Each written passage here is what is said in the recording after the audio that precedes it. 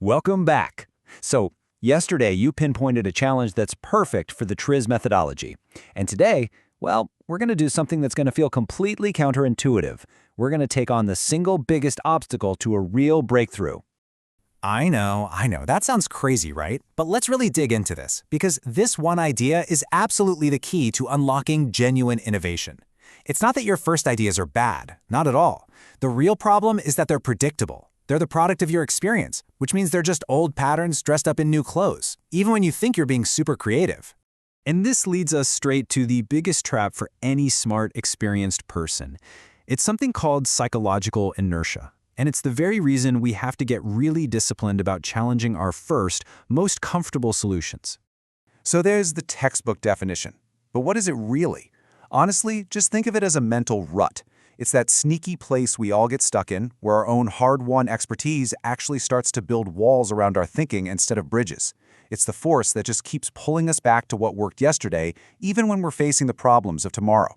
Now take a look at this list. What's so wild is how many of these sound like, well, good things. I mean, having a fixed vision, relying on your expertise, we get rewarded for that stuff. But here's the paradox. The very things that made you successful can become the exact walls that block your next big breakthrough. These are the ways psychological inertia shows up and keeps us on the hamster wheel. And this quote just hits the nail on the head, doesn't it? Our first ideas are absolutely loaded with assumptions we don't even see. And those hidden assumptions?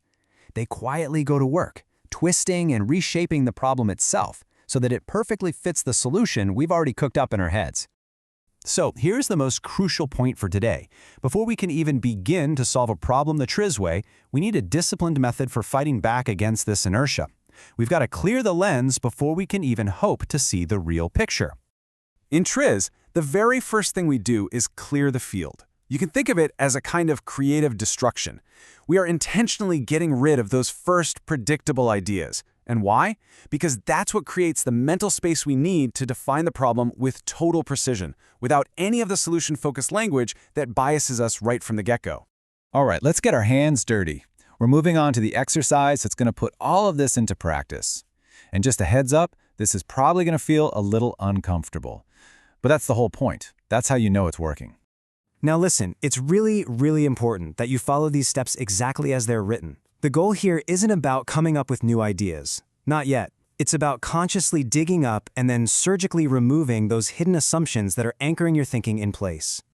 This last step, this is where the aha moment happens. Seriously. You're going to see crystal clear the assumptions that were holding you back. And what are you left with? A clean, totally solution-free problem statement. Now you're ready for the real work to begin. Okay, so now that you've got that clean slate and a really sharp problem definition, you've got two ways you can move forward for the rest of this course. The first option is to take that business challenge you just refined, the one from your own work, and apply each day's exercise directly to it. The other option, if you'd rather, is to follow along with us using the Hoover Dam case study we've provided as a kind of guided practice problem. Either way, you're building the exact same skills. There's no wrong choice here. Completing today's exercise is absolutely the bridge you need to get to day 3.